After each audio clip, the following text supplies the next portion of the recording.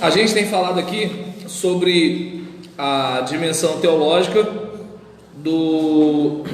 da obra Lucas Atos.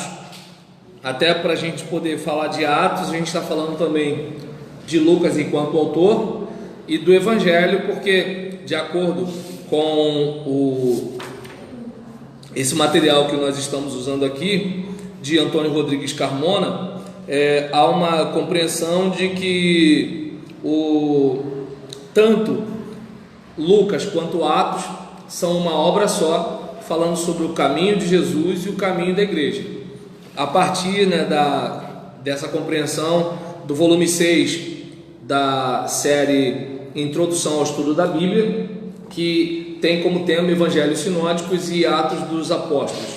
E aí, nesse caso aqui, a gente falou já sobre o aspecto literário, né, que foi a dimensão literária. A gente agora está no conteúdo teológico, que a gente chama de dimensão teológica, e lá na frente a gente vai falar sobre alguns outros aspectos, sendo que na parte teológica nós falamos do caminho enquanto caminho profético e também falamos sobre as características do caminho, que além de profético também é apostólico. E agora a gente vai falar sobre o caminho salvador.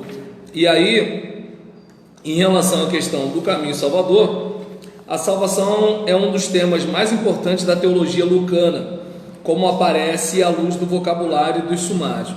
Proporcionalmente, a obra Lucas Atos sozinha emprega mais vezes o vocabulário de salvação do que o restante do Novo Testamento. Da mesma forma, os sumários resumem a obra de Jesus e a atividade apostólica como salvação. Conferir Lucas 2:11, 4:18 a 21, 19, versículo 9 em diante, Atos 2:47, Atos 5:31, Atos 13:23, Atos 16:17, Atos 28:28. Jesus aparece assim como resposta aos anseios íntimos de toda a humanidade, judeus e gentios, aos quais oferece a autêntica salvação e os convida a abandonar as falsas salvações do tipo farisaico e pagão. Ao mundo judeu, Lucas apresenta Jesus como o cumprimento da salvação prometida pelo Pai, que é recebida pela pura misericórdia, pelo reconhecimento do próprio pecado e não pelos próprios méritos. Por outro lado, Jesus vai ao encontro dos anseios de salvação dos gentios, presentes nessa época, como verdadeiro Salvador, pois também para eles é a salvação. Atos 2:39. E aí, em relação à questão da salvação, o Novo Testamento emprega o vocábulo salvação com diversos matizes que podemos resumir em 2 blocos: salvar do mal, tirando de uma situação de ameaça; livrar de um mal que ameaça; livrar de um mal já presente, manter-se fora desse mal; e, consequente nos 3 casos, livrar-se da opressão psicológica que se sente diante do mal iminente ou presente.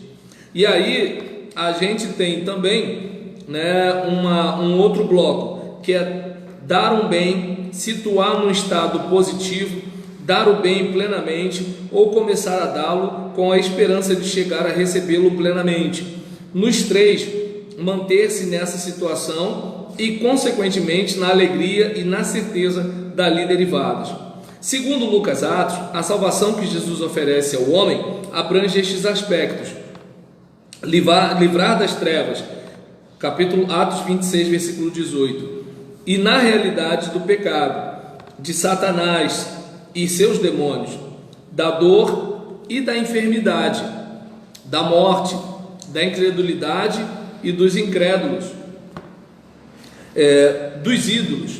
E é importante a gente observar, que assim, se nós observarmos a questão do estado positivo ou do bem plenamente, do bem pleno, nós temos Deus, ou a felicidade escatológica geral, ou seu início geral através da incorporação a Jesus e a sua comunidade.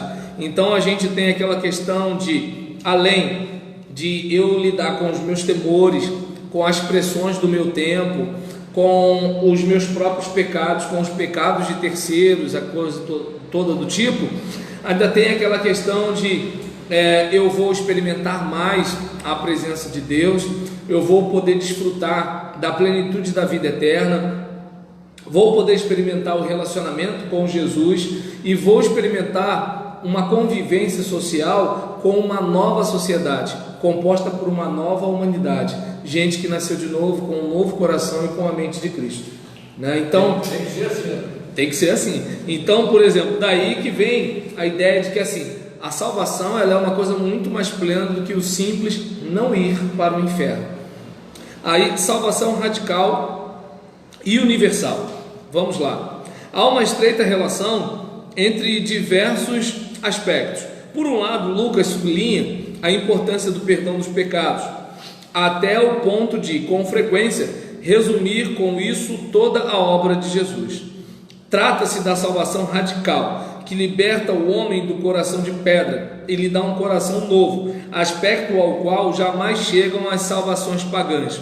Por outro lado, essa libertação radical implica um dinamismo libertador, que conduz à libertação de todo tipo de escravidão.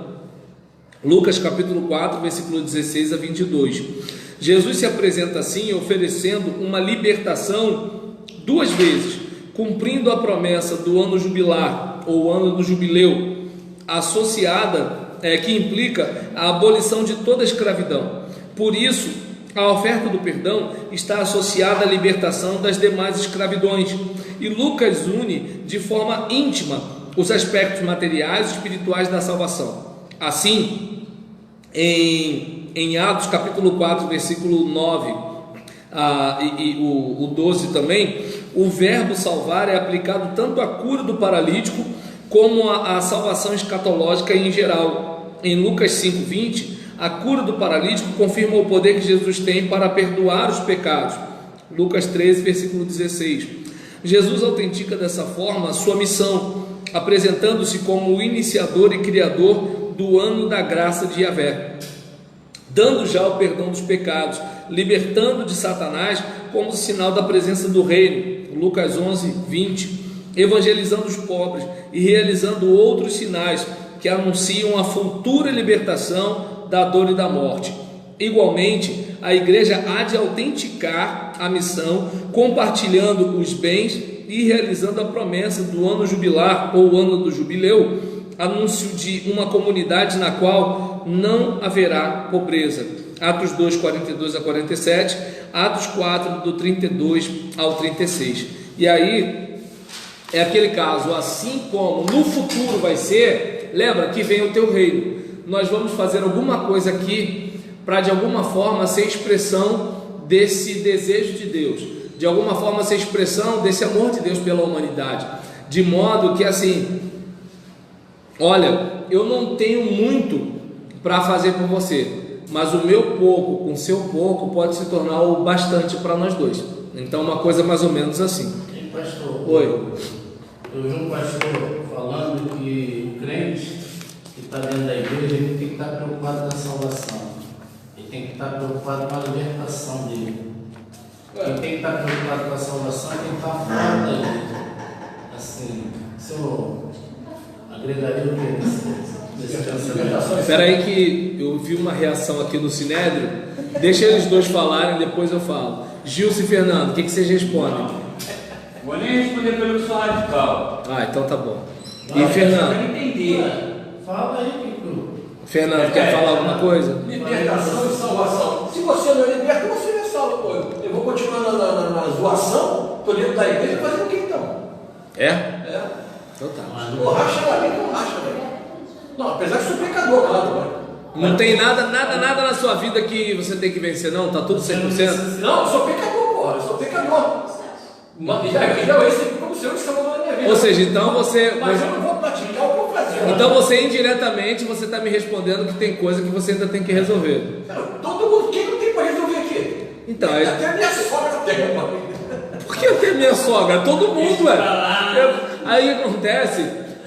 Eu acho que foi isso que o pregador que ele ouviu falou sobre precisar de libertação. De você ficar forte o suficiente para você não ficar preso àquele tipo de coisa. Toda hora tem que estar fugindo fora. Não tem como você separar salvação da libertação. Mas o cara não pode ser salvo e ter alguma área na vida dele que tem que resolver. Eu acredito na questão do cara ter se convertido e ele ter uma dificuldade em alguma coisa. Sim. Pô, mas ele ensina Dificuldade nós teremos. Concordo. Agora, se você também se preocupar muito com a santificação, tu perde a salvação. Porque quando você começa a se preocupar com santificação, você começa a apontar os outros, tá errado naquilo dali. Então, é lógico. Então, se você quiser se consagrar, você vai começar a tomar conta da minha vida? Não, eu tô falando da seguinte Então não se forma. consagra, não. Para esse. O sinédrio é vocês, elas estão só observando. Não, você não perde essa salvação. No entendimento desse pastor, uma vez você fazendo a vontade do Pai dentro da igreja, buscando santificação, você vai ter que buscar todo dia, tanto dentro quanto fora. Agora, dentro do que o pastor falou, você tem sempre algo que você precisa se libertar. Às vezes você é uma coisa na igreja, mas em casa você é um monstro. Nada a ver, às vezes dentro da igreja mesmo você já é um monstro.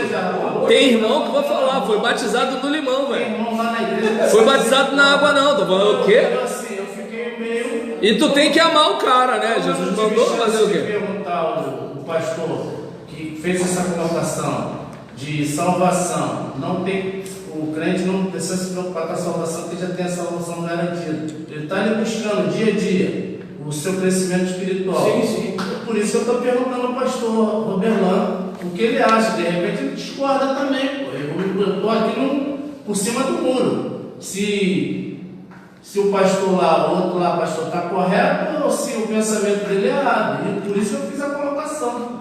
Acho que não, estou te entendendo, estou te entendendo, mas tipo assim, isso do meu ponto de vista, eu acho que salvação e santificação, eu acho que a maior preocupação Salvação é e libertação e santificação. Então vamos lá, no meu ponto de vista, salvação, ele nem tem que se preocupar, deixar um pouco a salvação, se preocupar com a libertação, isso que ele falou para você, né? Não, Sim. Libertação de quem está dentro, salvação de quem está fora. Aí entra a segunda parte. Qual é a segunda parte? Como é que você vai amar o próximo se você está se preocupando em santificar? Quantas pessoas estão morrendo hoje na rua por causa de muito pensamento de muitos pastores assim? Quanto tempo você não vê a tua igreja faz sempre? Eu sei contato com o pastor. Tirando a tua igreja, quantas igrejas você não vê? E o Jefferson, saindo? ele conhece teu pastor. Saindo para evangelizar, para ir Deu lá fora, levar sopa, para ir lá fora, levar um alimento. Aí as pessoas que pensam dessa forma pensam assim: eu vou lá não porque ele sabe qual é o caminho. Acho que você não entendeu. Eu entendi o que você fez. O pastor quis dizer foi que você não esteja preocupado com quem está fora ou com quem está dentro. A preocupação dele, se você já tem a salvação, está fazendo a vontade do Pai, você não tem que estar, você tem que estar preocupado com a sua libertação de uma fofoca, de você é um fofoqueiro, de você é um cara que não ama o seu próximo, de você é um cara que vive aparentemente, aparência. Eu entendi o ponto de vista, por isso eu estou pedindo pastor. E lá fora não, o cara que está lá fora, está no mundo das drogas, está no mundo do roubo, está na vontade, só o desejo da carne. Esse tem que se preocupar com a salvação. Sim, mas quem é que vai lá fora para poder levar salvação para ele? Claro que a gente não. Porque aí o ponto de vista do pastor é isso, tem que se preocupar em santificar. E quando se preocupa em santificar, você não pode se misturar com quem é puro, com quem é impuro. Na visão de pastores igual desse aí, ele pensa assim. Eu conheço um monte deles lá dentro que pensam assim. Então o crente que se santifica não pode se aproximar de... muitos deles que pensam assim. Entendeu? Então, porque você não teve a oportunidade de perguntar a ele. Concordo com você. Mas eu, do ponto de vista de você, eu discordo dele. E você? Eu discordo. Fernando que já fechou já a situação. Vou falar alguma coisa, Monita? Acho que eu vi essa... Pro Fernando, pelo que eu vi, parece que é o seguinte, né? O cara que não está liberto não está salvo, não é isso? O cara tem... Poxa, o cara é viciado coisa, não vamos pensar só em pornografia, não. Vamos pensar, não, só estou sugerindo, não vamos pensar só em pornografia. Vamos pensar em WhatsApp, pode ser vício, futebol, Maracanã, tu tá entendendo? Pode ser vício, comida, Coca-Cola, cafezinho. Vício pode ser qualquer coisa pode escravizar. Deixa eu falar. O carro com plástico no banco, tu tá entendendo? Dinheiro, avareza, pode escravizar. Entende assim? Qualquer coisa pode prender qualquer um. Na minha igreja tem Curtida de Facebook.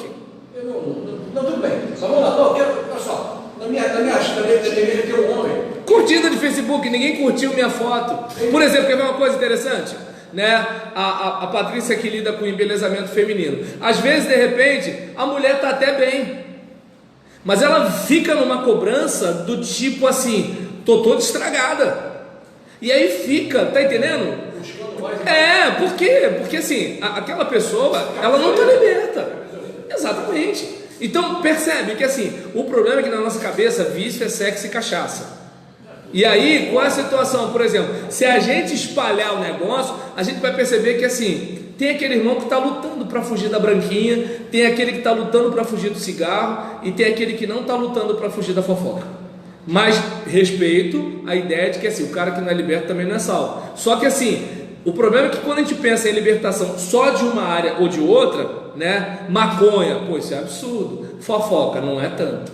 Entendeu? Cachaça, isso é absurdo. Coca-Cola, não é tanto. Café. Tá dando para entender? Então, por exemplo, é aquele caso do tipo, o vício em novela é um absurdo, mas em WhatsApp não é tanto.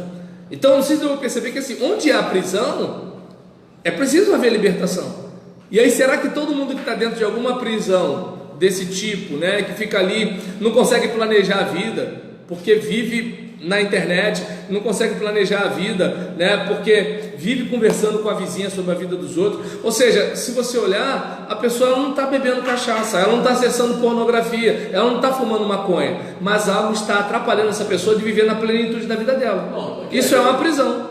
O amigo chegou assim: Fernando, eu não posso frequentar uma igreja, porque eu chego lá, eu estou vendo ele me receber a paz do Senhor. Amanhã eu passo lá, segunda-feira eu passo aí na porta da padaria e está fumando um cigarro lá. Eu cito um exemplo de um rapaz da minha igreja lá. Eu falei: que Jesus? Aí eu fiquei até sem graça. Olha, eu prefiro que as pessoas fumando cigarro continuem indo para o culto do que fumar o cigarro e não ir para o culto. Porque no culto a gente ainda tem a esperança de que vai haver um momento que vai cair a ficha.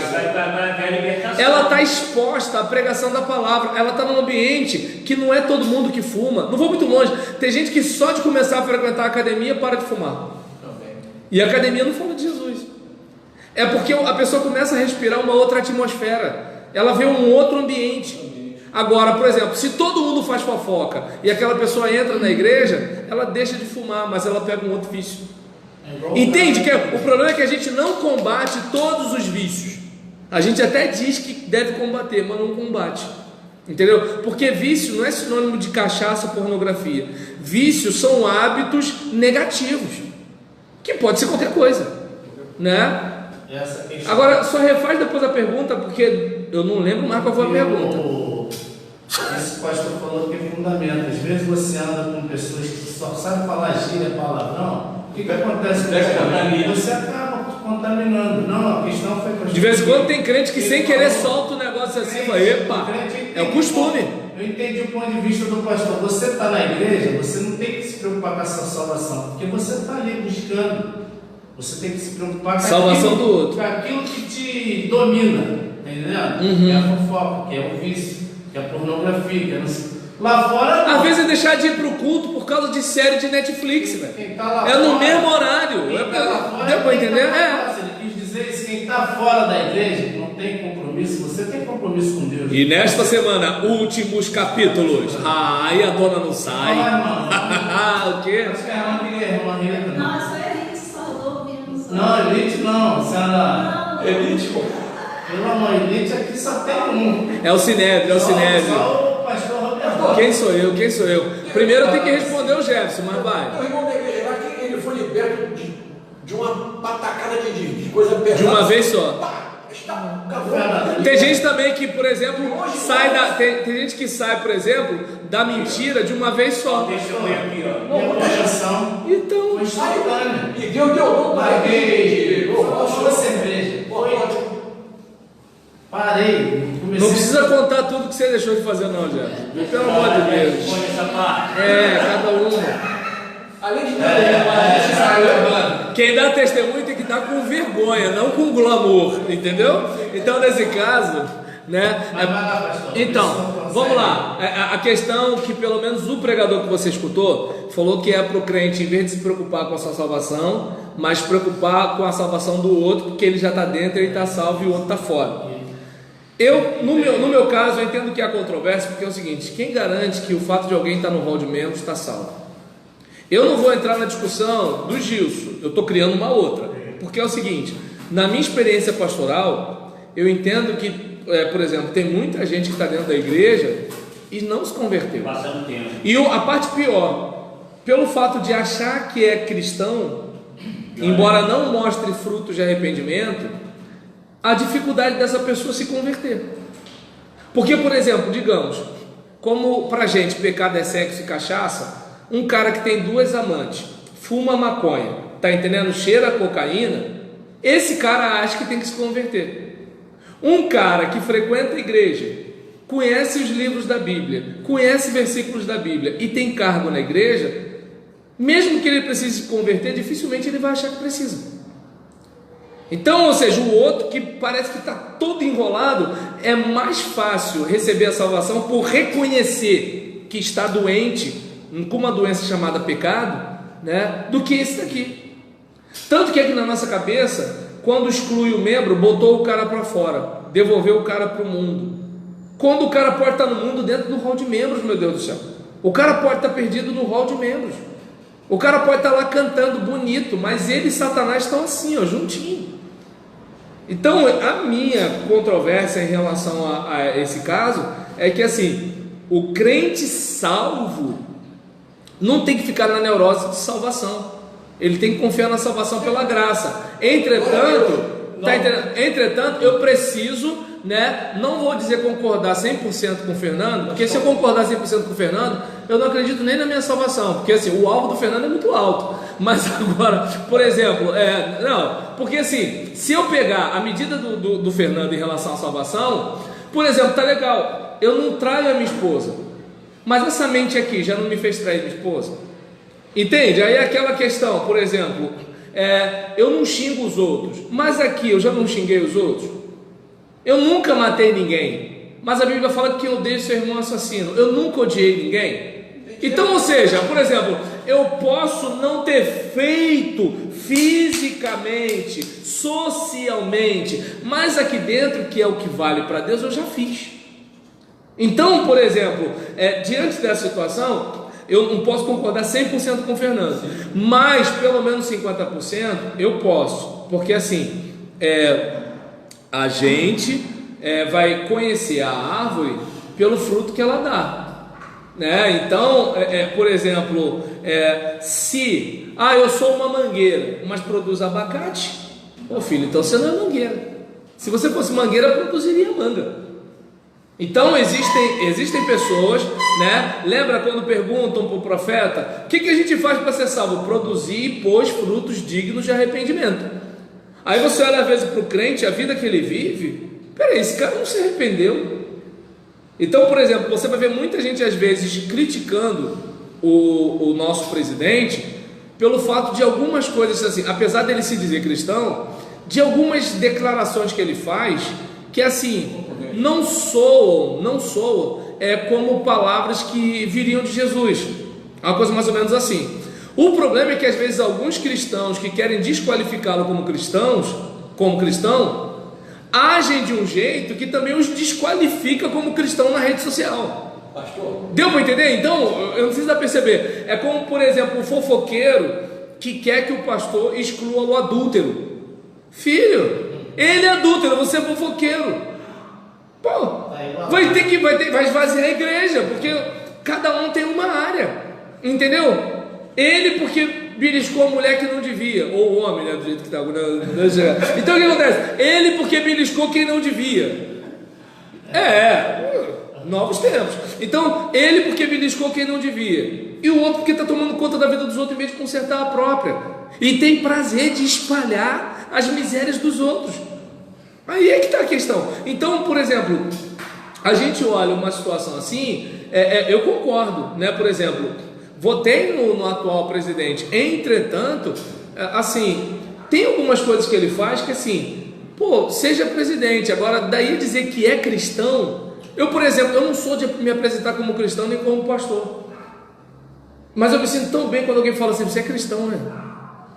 Pô, isso é legal, porque é a pessoa que percebe, primeiro que é o seguinte, por que eu tenho que ficar dizendo que eu sou cristão?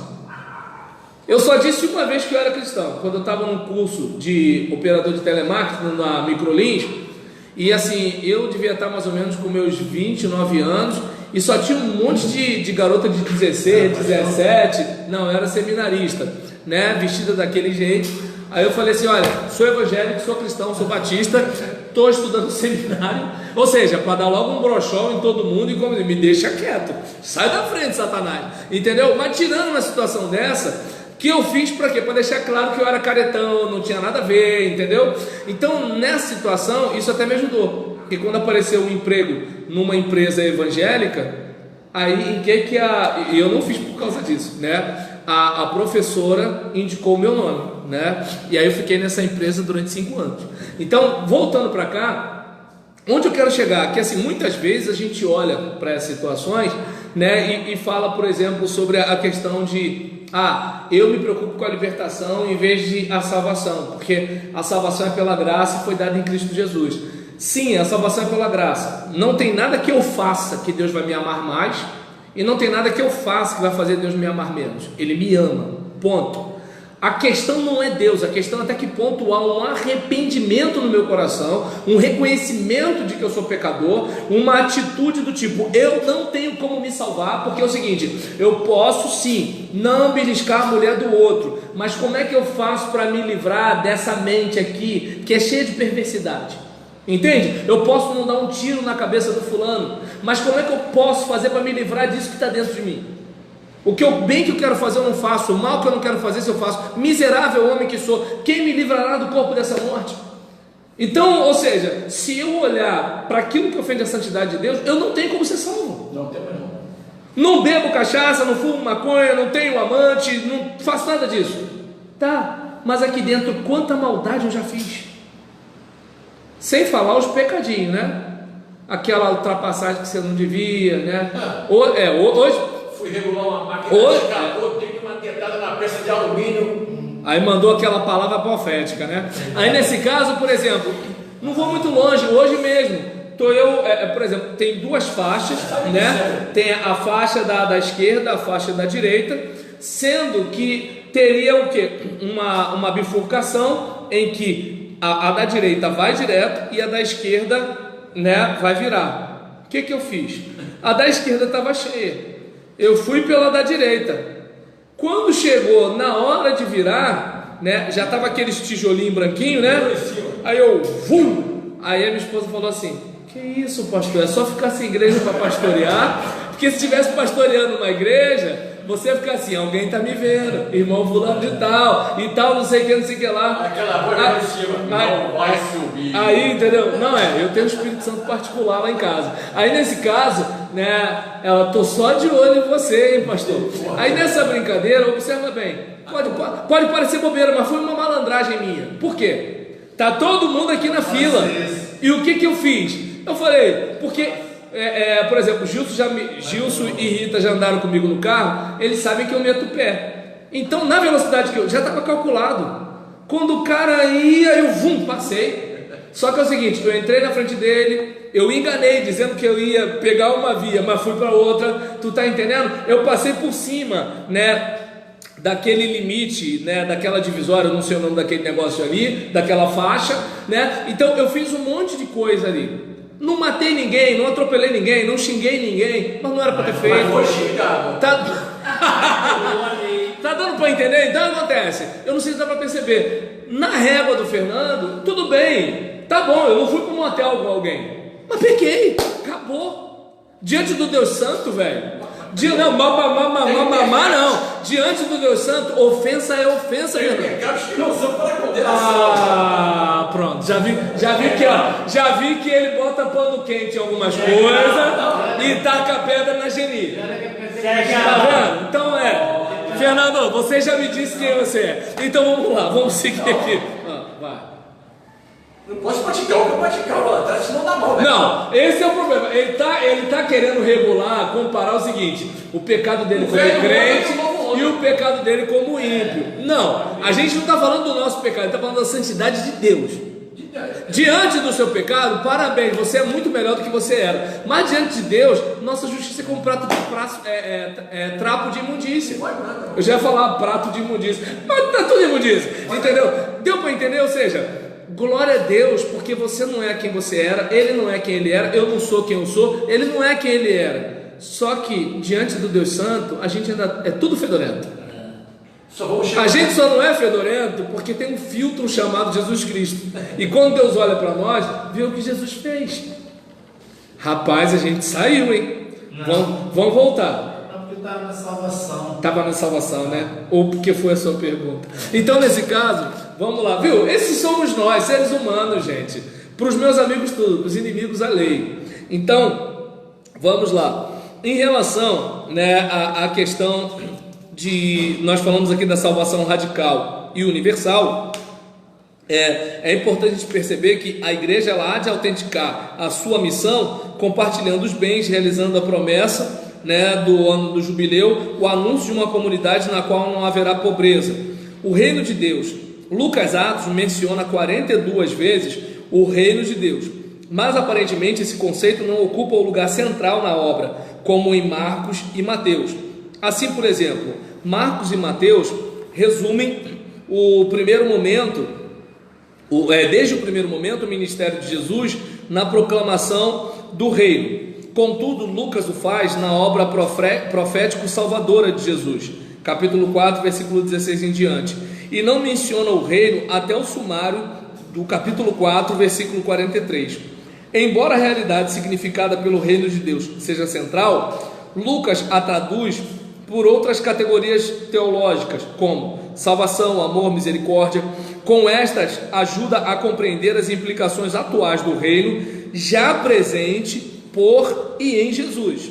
Jesus proclamou o início do reino, isto é, o início do ano da graça, do ano do jubileu, do ano do favor, do ano da libertação, e com suas implicações de amor e misericórdia. E a igreja testemunha de que o reino está vinculado a Jesus ressuscitado. Atos 1, versículo 3. Proclama o reino e a Jesus ressuscitado. Atos 8, 22. 14, 22. 19, 8. 20, 25. 28, 23, com todas as suas implicações resumidas na oração e no partilhar. Como é que a gente mostra que esse reino chegou? Orando, em comunhão, partindo o pão. Atos 2, 42 ao 47, Atos 4, 32 a 35. Esses diversos aspectos da salvação realizam-se ao longo das etapas do caminho, num processo histórico escatológico. Começa em nossa história concreta, na qual já irrompe através dos profetas, Lucas 3, versículos 1 a 3, em Jesus e na igreja, mas se consuma transcendendo a história humana na parousia, na presença, na vinda, na volta de Jesus. Lucas 21, versículo 28, que manifestará a plena libertação. E aí, quem seriam os agentes da salvação? Deus Pai e Jesus, que para isso se servem de diversos meios. Deus Pai é o protagonista, o principal ator do caminho salvador, ele que promete a salvação. Lucas 3, versículo 6. Prepara-a e a dá enviando Jesus, concebido virginalmente. Lucas 1, 47. Lucas 2, 30. Lucas 1, 71. Atos 28, 28. Jesus é o profeta escatológico, é o Salvador. Lucas capítulo 2, versículo 11, 19, versículo 10, Atos 5, 31, Atos 13, versículo 23, que traz a salvação com sua atuação profética, com suas palavras e sinais, com sua morte, exaltação e doação do Espírito. Agora, Durante o caminho da igreja, Jesus continua oferecendo sua salvação por seu Espírito, que cria testemunhas profetas que proclamam e oferecem a salvação. Atos 2,47. Por isso a igreja tem sua própria missão a serviço do caminho salvador de Jesus. Consiste em recebê-la e dar testemunho dela. Atos 2,37. Resume toda essa situação, né? Por isso o homem recebe a salvação e pede a capacidade para dar testemunho dela nos atos seguintes: receber a palavra, converter-se, crer, ser batizado, receber o perdão dos pecados, né? O dom do Espírito. Num contexto teológico de Lucas, em que a salvação se oferece por meio dos profetas, a palavra tem muita importância como meio normal do convite à salvação. É palavra de graça, palavra de salvação, porque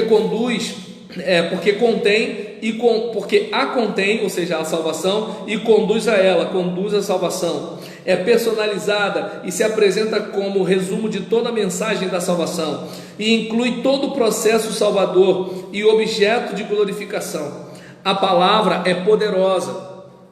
Lucas 16, versículo 19 a 31.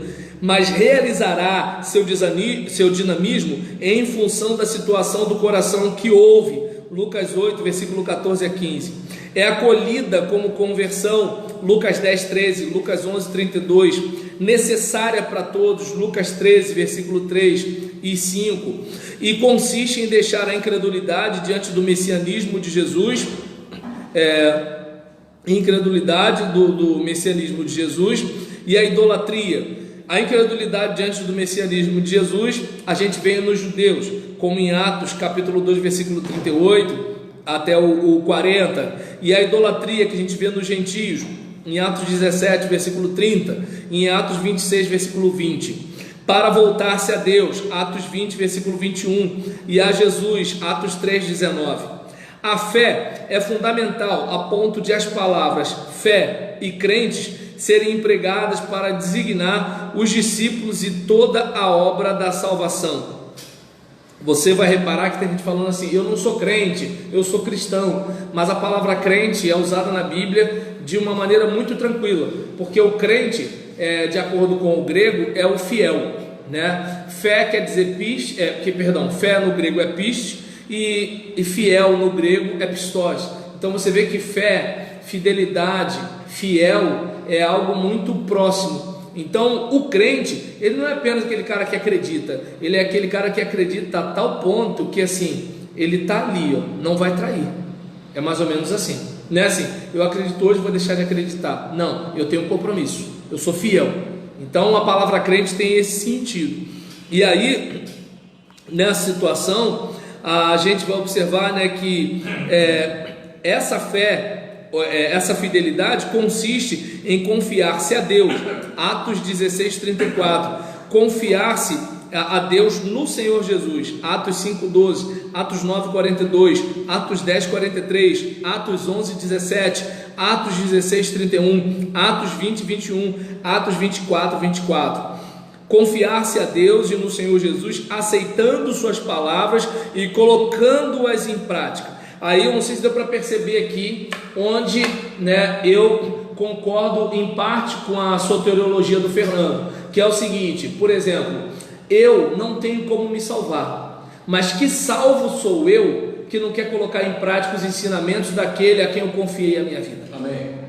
Deu para perceber? Então, né, mais ou menos, né? Será que um dia eu vou ser crente igual o Fernando? Fernando é crente mesmo, né? Aí nesse caso é verdade. Aí assim, em relação a isso, falar em crente mesmo, cadê o Carlos, hein?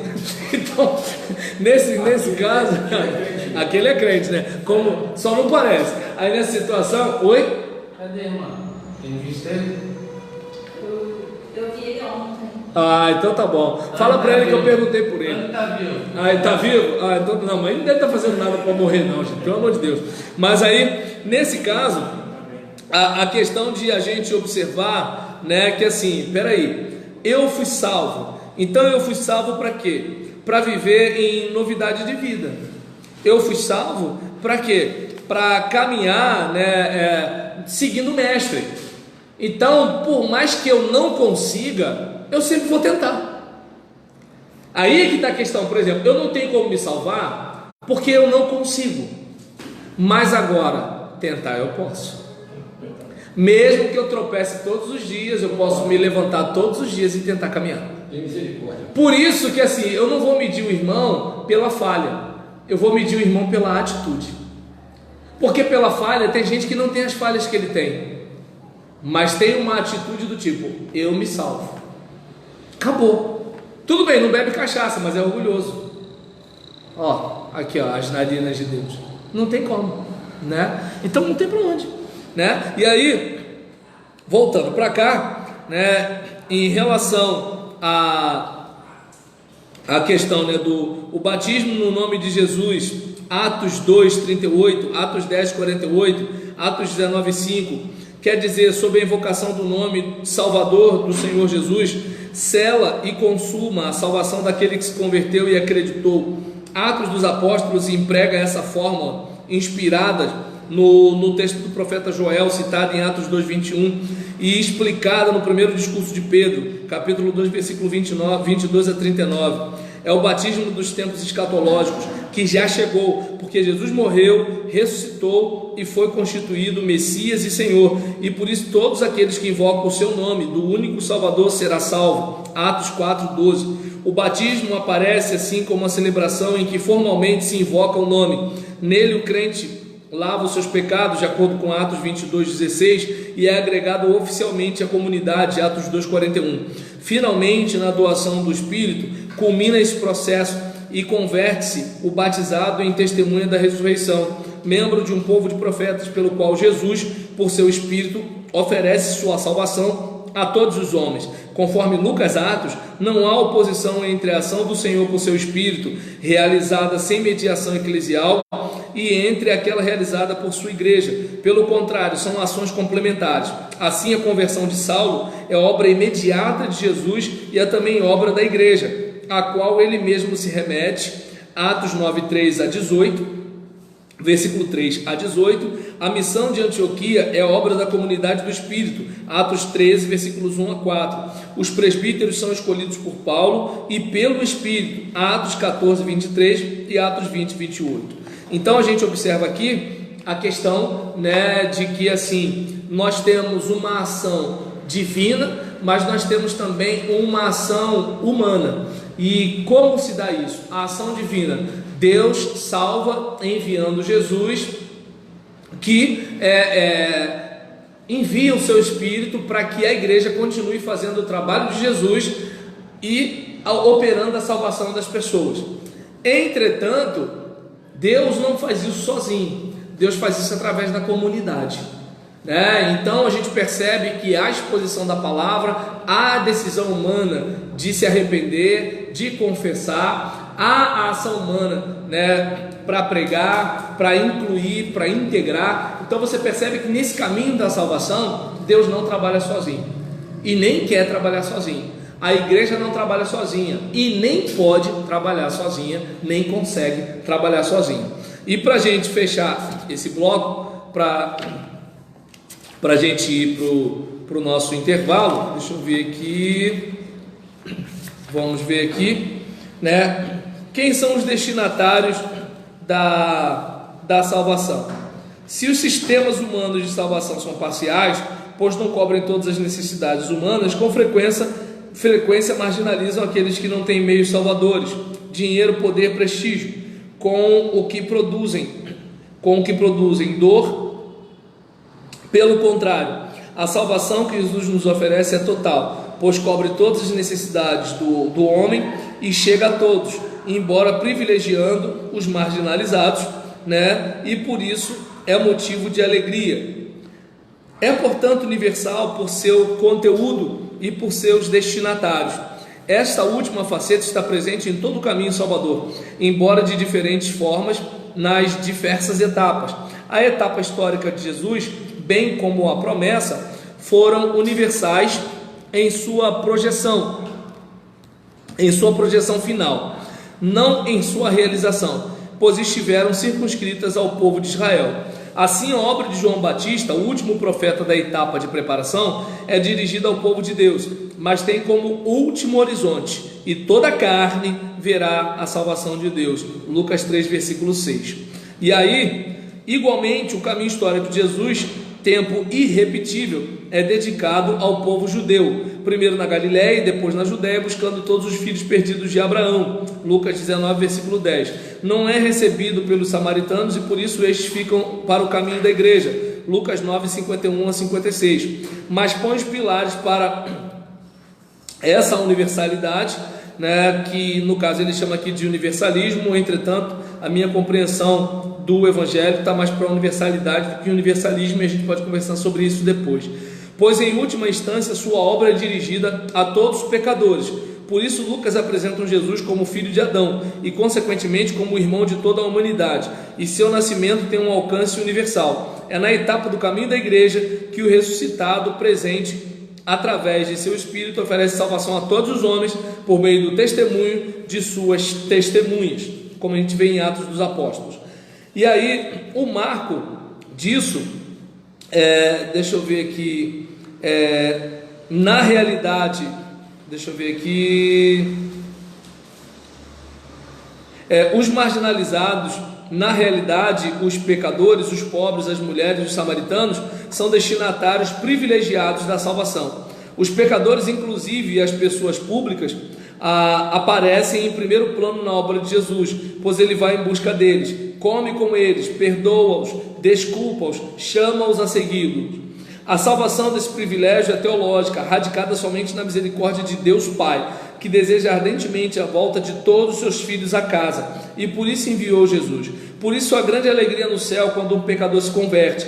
Assim, Jesus realiza a anistia radical de Deus, que é recebida quando se reconhece o próprio pecado e se acolhe a misericórdia de Deus. Lucas 18:3. Aí é bom a gente lembrar de Lucas 15. É muito comum, aí gente, a gente vai parar 9 horas e aí fica até 9h15, tá bom? Aí, por exemplo, muita gente pega Lucas 15 para falar sobre o pastor que não visitou o irmão, né? E gente, totalmente fora de contexto isso.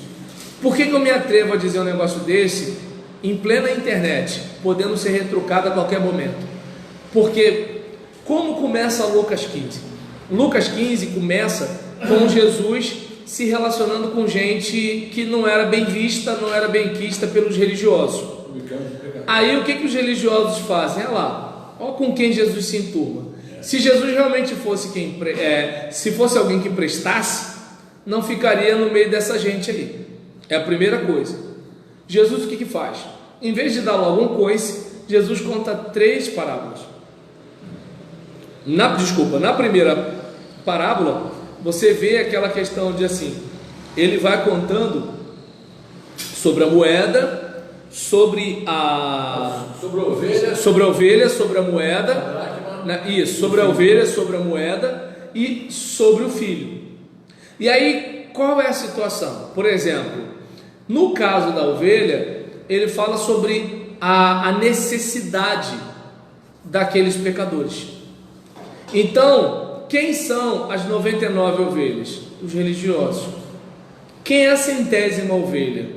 Aquela gente que está lá, que está presa no galho, que não tem acesso a nada, mas que reconhece que precisa, mas está presa, não sabe como sair daquela situação. Quem são as 99? Aquelas que estão na religião, sabem o que é o que, estão ali. Então Jesus está dando atenção como pastor aquela ovelha que não tem como voltar para o aprisco. Não sei se deu para perceber, não é a ovelha que não quer voltar, é a ovelha que não consegue voltar. Deu para perceber a diferença? Então a gente tem ali aquela 100ª ovelha, a necessidade daquela alma perdida. Vamos pegar a questão da moeda. Lembra? A ovelha não tem como voltar, ela está presa, e o pastor vai lá para tirá-la de lá e trazer de volta. Sim. É diferente das outras que estão lá no redil, descansando, de boa. Vamos pegar a moeda. Tem a moeda do pote e tem a moeda perdida. A moeda do pote está lá, guardadinha, tranquila, de boa. A outra está no escuro, não tem perna para voltar para o pote, tem valor, mas não tem como sair do lugar que está. Então, como aquela dona de casa, Deus está ali, ó. Gente, é um negócio emocionante. Deus está fazendo de tudo para pegar essa moeda de volta. E aí, trazendo para o nosso contexto, é mais fácil a centésima ovelha ser, por exemplo, aquele camarada perdido, que os crentezinhos engomadinhos, preocupados em serem atendidos como clientes, não estão indo lá, mas Deus está desesperado, querendo tirar aquela moeda daquele lugar de sujeira e de escuridão, porque a moeda não tem como voltar para o cofre. Agora, Jesus não fica nessas duas histórias. Jesus conta a história do filho, e o filho sabe o caminho de casa, e o filho cai em si. Caindo em si, observa bem, caindo em si, ele observa: gente, até os funcionários do meu pai têm uma vida melhor, né, do que eu aqui. Então, já que eu não posso voltar como filho, olha o reconhecimento. Já que eu não posso voltar como filho, eu volto pelo menos como funcionário. Emprego meu pai não vai me negar. Já gastei o dinheiro da herança, então eu não tenho mais o que fazer. E aí, quando esse filho perdido, que lembra a moeda perdida, que lembra a ovelha perdida, que lembra os publicanos e pecadores, aquelas pessoas vistas e assumidas como perdidas, quando ele volta, quem fica chateado? O irmão, que lembra a moeda do pote, que lembra a ovelha do aprisco, que lembra os religiosos que criticavam Jesus. E detalhe, que não dá confiança para a orientação do pai. O pai fala: meu filho é seu irmão. Esse teu filho, não fala meu irmão, esse teu filho aí, que gastou dinheiro com meretriz, tu estava lá para saber se ele gastou dinheiro com meretriz? O texto não diz. O texto diz que ele zoou o plantão e gastou dinheiro. E aí você vê que é o seguinte, ele fica chateado, porque o pai se importou com o filho perdido. Aí eu pergunto, quem, por exemplo, está aqui como centésima ovelha? É o crente rabugento? É o crente rebelde? É o crente que, por exemplo, não está nem aí para a hora do Brasil? E que se o pastor vai lá, o pastor ainda toma patada, toma coice, toma fora, essas coisas todinhas? Ou a centésima ovelha é aquele camarada que sabe que está errado, que abaixa a cabeça e fala assim: pastor, ainda tem lugar para mim na igreja? Deu para perceber a diferença? Mas a gente quer chamar de centésima ovelha uns fedorentos aí. Faça-me um favor, pelo amor de Deus. Está escrito de meretrizes ali. Hã? Está escrito de meretrizes ali. Você falou que eu tinha meretrizes. Ai, meu Deus do céu, perdão. Deixa eu ver o texto, peraí. Me empresta aí, obrigado. Me empresta aí. 15, 30 aqui no finalzinho. Deixa eu ver aí. Ô Jesus, deixa eu me desculpar agora em tempo real. 15 no final aí. Deixa eu botar aqui. Peraí. Mas aqui é o filho da casa falando. Não, aqui é ele falando. Eu estou falando onde mostra que o menino estava. Não, aqui o irmão dele que acusou ele. Não, o irmão acusou. Quero saber onde está. Não tá não. Aí não. Poxa, Fernando. O irmão acusou. Eu pensei assim, será que eu perdi um detalhe aí, gente? Então, aí nesse caso, observa bem, o irmão acusou. Agora pergunta, o irmão estava lá? Rapaz, isso aí... Deu para entender? Então você percebe que é o seguinte. Então, não sei se você observa que assim, é que nem eu estava discutindo outro dia com a minha esposa sobre Zaqueu. Zaqueu era ladrão. Eu falei, ele fala, se eu fiz. Ele não fala que fez, ele fala, se eu fiz. E aí nesse caso, ele não precisava mentir para Jesus. O que eu estou querendo dizer aqui é o seguinte: os publicanos e pecadores, eles eram rotulados por tudo. Quem que os rotulava? Os religiosos. E quem tirava os rótulos deles? Jesus. E por que Jesus era criticado? Por causa disso. E aí Jesus conta a história. Aí vem às vezes um safado sem vergonha querer botar na mesma panela a centésima ovelha com um cara que não quer nada com a hora do Brasil. Não, a centésima ovelha é o cara do coração quebrantado. A ovelha não tem como sair dali de onde ela está presa. A moeda não tem como voltar para o pote. Mas o filho conhece o caminho de casa. É diferente. Mas está tranquilo. De repente ele até fez mesmo. Mas o que eu quero falar é sobre a questão da atitude de quebrantamento. E a atitude de quebrantamento que o seu irmão que estava em casa não teve. Seu irmão, em vez de ficar feliz que o irmão voltou, fica chateado. Talvez esteja pensando assim: ah, meu Deus do céu, gastou a herança dele e ainda vai querer gastar a minha também. Miserável, volta para lá para suas prostitutas. Entendeu? Mas aí, para a gente fechar aqui, gente, diante desse caso aqui, a gente observa, né, que tem os pecadores, a gente tem os pobres também, que é um conjunto heterogêneo, que podemos separar entre 3 grupos, conforme o grau de carência de bens e a razão disso, como diferente conotação teológica em cada um dos grupos. O primeiro é formado pelos pobres miseráveis, né, do Antigo Testamento, com carências de diversos tipos que os impedem de viver como pessoas. É um grupo amplo onde estão incluídos miseráveis, mendigos, humilhados, famintos, aleijados, coxos, mancos, viúvas, necessitados e mulheres estéreis, porque não tinha filho para poder cuidar delas na velhice. O segundo grupo se refere aos cristãos perseguidos, que foram reduzidos a situações de misérias diferentes dos anteriores, por sua fidelidade à fé. Se antes a conotação teológica era negativa, pois Deus não quer aquela situação, agora é positiva, não pela situação em si, mas pela causa pela qual é assumida a fidelidade e a fé. Então dá para entender por que os cristãos do primeiro século não prosperaram igual os cristãos de hoje. Não é por uma questão de dificuldade de trabalhar, disso, daquilo, mas é porque eles eram tratados com discriminação e preconceito. Então eles não conseguiam alguns espaços na sociedade que hoje nós temos, e era para a gente levantar a mão para o céu, porque corre risco disso acabar. Eu desconfio que vai acabar. Tomara que eu já não esteja mais aqui. Coisa feia, desejei mal para os outros cristãos, né? Mas vamos voltar para cá. Eu sou ruim. Aí, olha só, é o que eu falei, não bebo cachaça, mas olha a maldade aí, né? Quase que eu achei que eu não lia nem a Bíblia. O Fernando me deixou agora sem graça aqui, mas graças a Deus eu leio. Então, voltando para cá, o último grupo é formado pelos que vivem a pobreza por austeridade.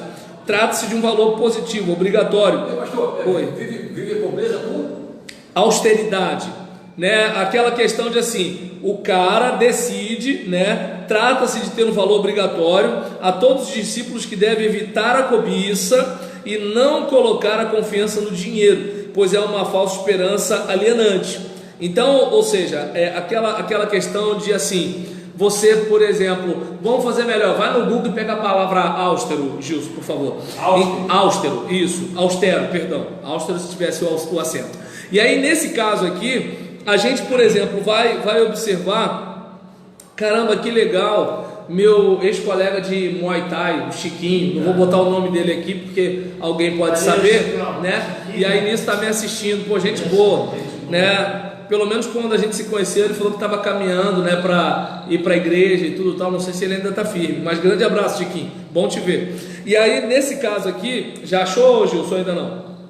AUSTERO.